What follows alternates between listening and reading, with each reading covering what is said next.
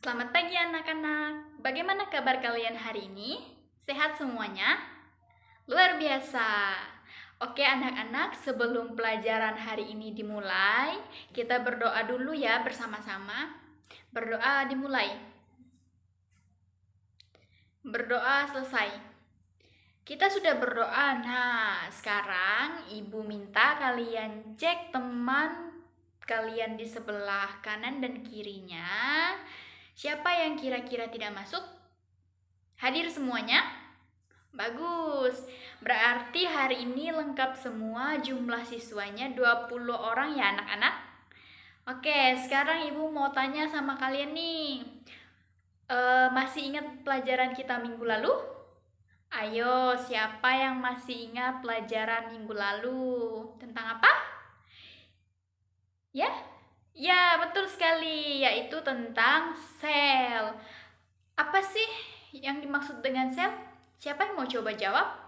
Yang masih ingat pelajaran minggu lalu, ayo coba acungkan tangannya. Iya Lala, silahkan.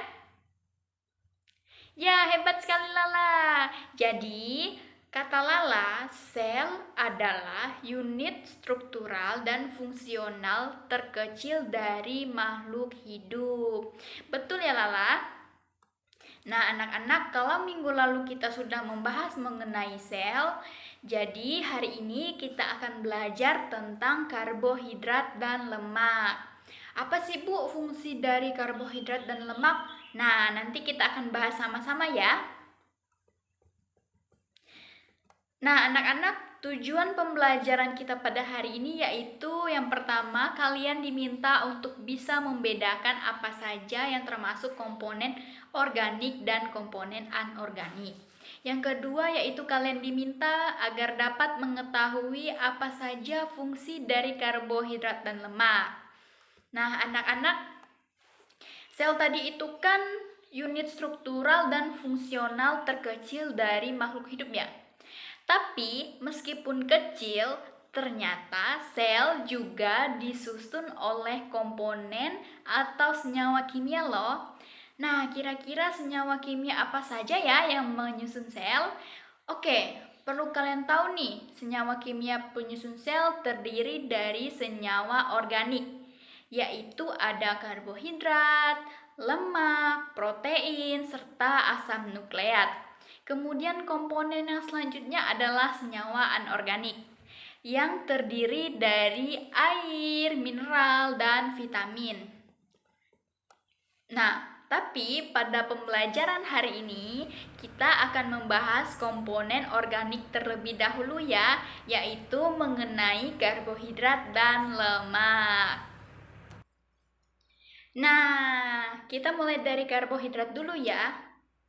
Wah, kalau mendengar nama karbohidrat, Ibu langsung teringat nih sama nasi, roti, gandum, tepung, singkong, ubi, dan makanan yang lainnya yang mengandung karbohidrat.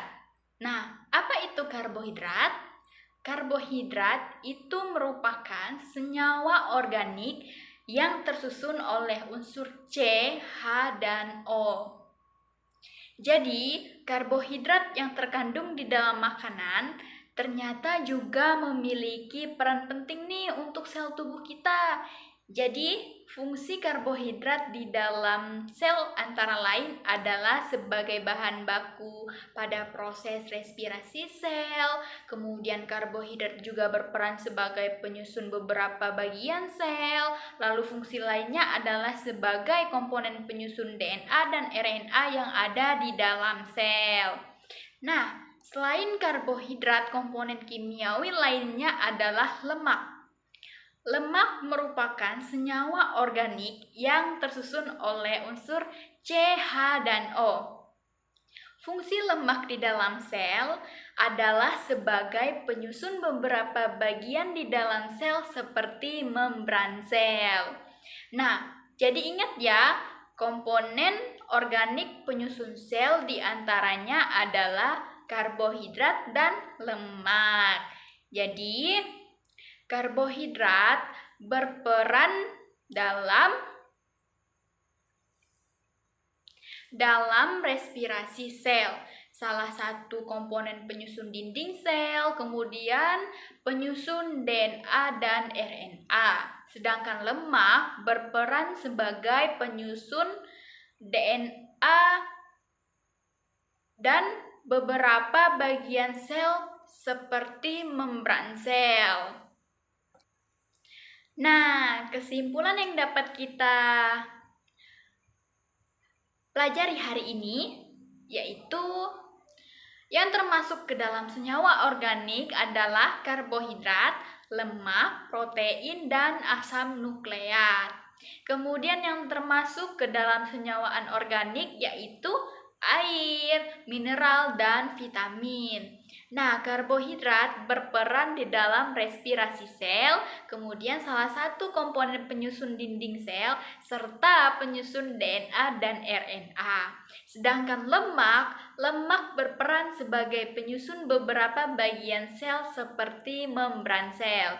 Nah, untuk minggu depan tugasnya kalian ya tolong tulis mengenai apa saja fungsi dan peran dari protein dan asam nukleat.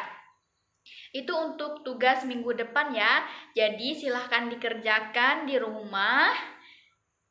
Dikumpulkan saat mata pelajaran Ibu berlangsung. Nah, cukup sekian materi pada hari ini. Selamat pagi dan sampai jumpa minggu depan.